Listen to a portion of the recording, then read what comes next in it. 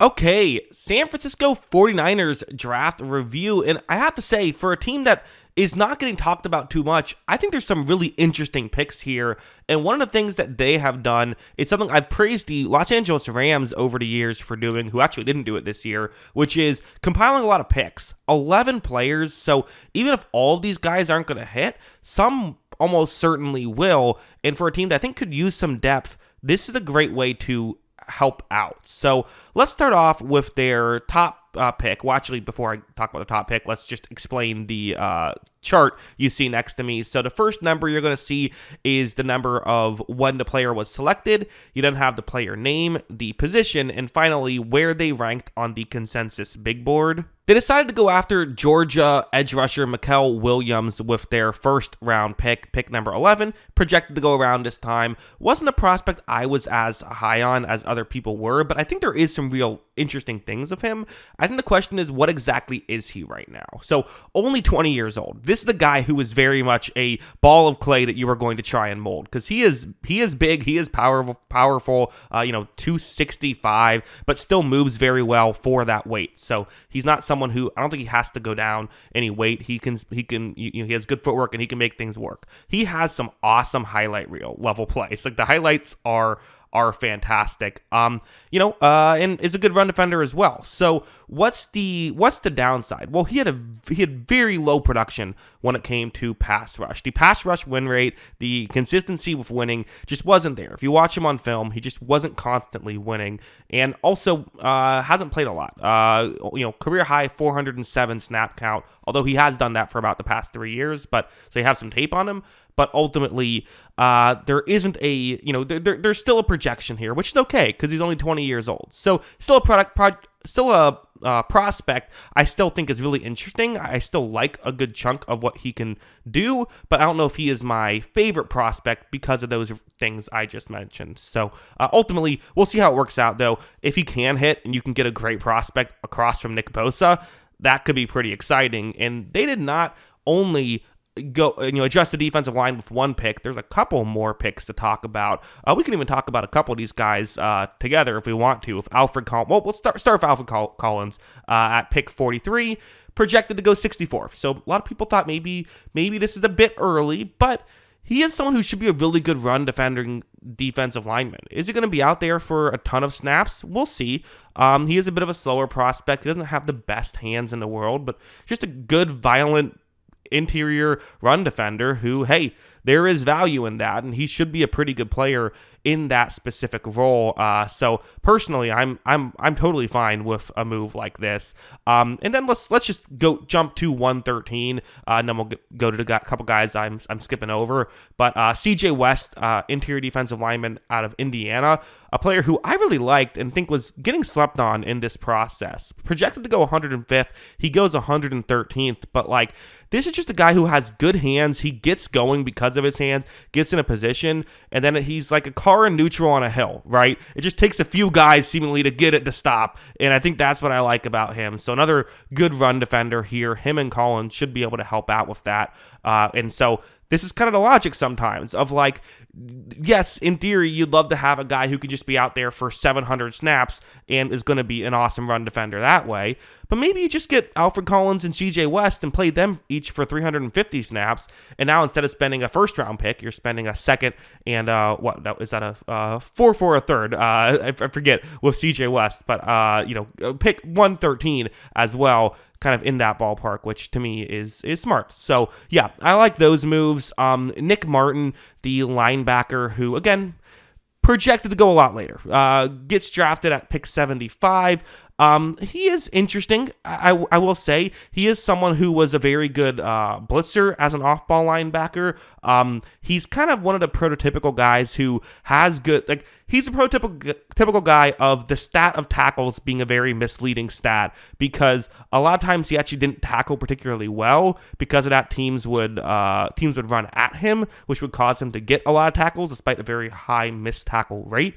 So ultimately, there are things he does well, but I think he just needs to be coached up a little bit more in run defense if we're really going to see him as a star. In fact, he was projected to be a guy who might be a special teamer who you hope can be a backup linebacker. Not really sure what they saw in him so much to draft him at pick 75, but hey, I'm sure they've done a much deeper dive into Nick Martin than I have, so we'll see how that works. At pick 100 on the dot, they selected Upton Stout, who is this slot corner guy who should be pretty good at slot corner. The reason why he was projected to go further, again, projected to go not quite 95 slots later like Nick Martin was, but still 75 slots later. But for a slot corner, sometimes why you're projected to go later is a lot of teams just don't value that position.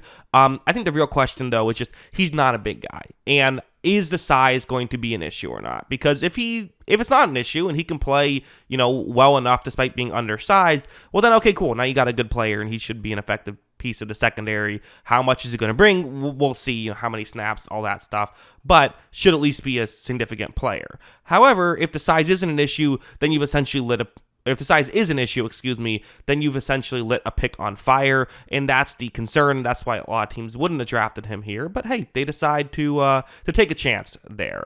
We didn't have Jordan Watkins, a guy who runs a 4.3, is only 5'11", though, so not the biggest player in the world. So again, another player that he was projected to be a special teams guy, and they're drafting him at 138. So a lot of these picks are guys that were projected to be a lot later that they are believing in. So we'll see how well that works out.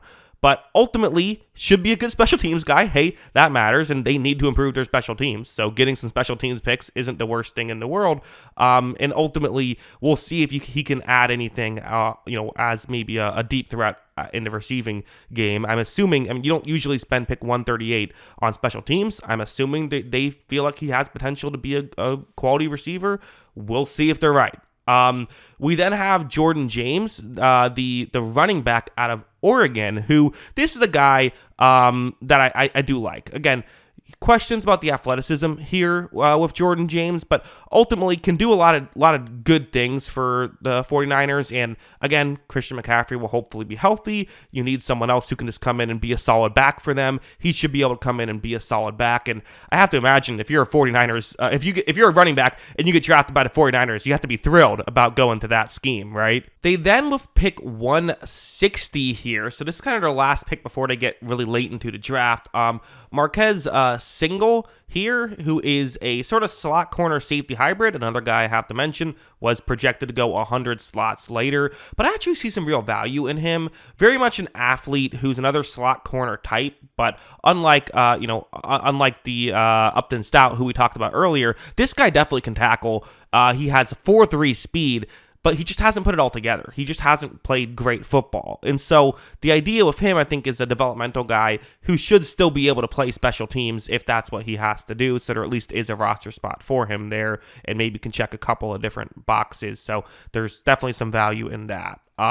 We then have Curtis Rourke. So that they, with pick 227, they select quarterback Curtis Rourke, who out of Indiana, older prospect at 24, a big quarterback at 6'5", 223, usually accurate, could run the Shanahan offense if need be. I will say, doesn't have a huge arm despite the fact that he is a big quarterback. That's okay. Purdy doesn't have a huge arm either. He's worked out all right? Also, Rourke does not throw well under pressure, so that's the other kind of issue, which, again, that's okay.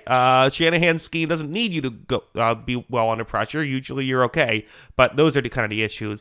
I don't know if he's going to be a Brock Purdy type. I think he's probably just going to be a backup. They then went with Connor Colby, an offensive lineman, a little bit later, who, it's funny, so I was doing some research for just evaluating these guys. I don't evaluate every prospect. Sometimes when we get into the 200s, I have to do some research before these videos.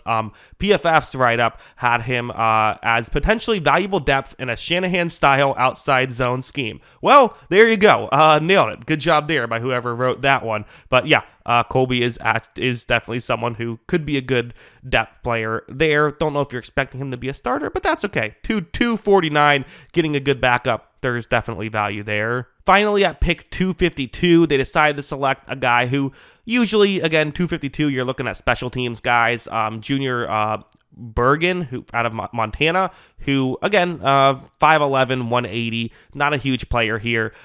Assuming there's going to be a lot of special team stuff. Maybe they fix there can be some receiver play here too, but I'm assuming this is a special teams pick. So ultimately, again, do I love every single one of these selections? No. I do think they maybe got a bit, too focused on some guys who seem like special teams guys in the middle of this draft. I'm not sure exactly if there's a vision there that I just don't see. There might be. But the fact that they got 11 players, and there are a lot of players that I do think will fight for a starting job, or at least a backup, or be a contributor somewhere, getting snaps, that's really good. And you do this consistently, you start to see it becomes a lot easier to fill out a roster. So I think this is really smart what the 49ers did. Even if I don't love every pick, I think it's still a good draft. But those are my thoughts. What are yours? Let me know in the comments below. Always love hearing from ya. And of course, as always, thanks for watching.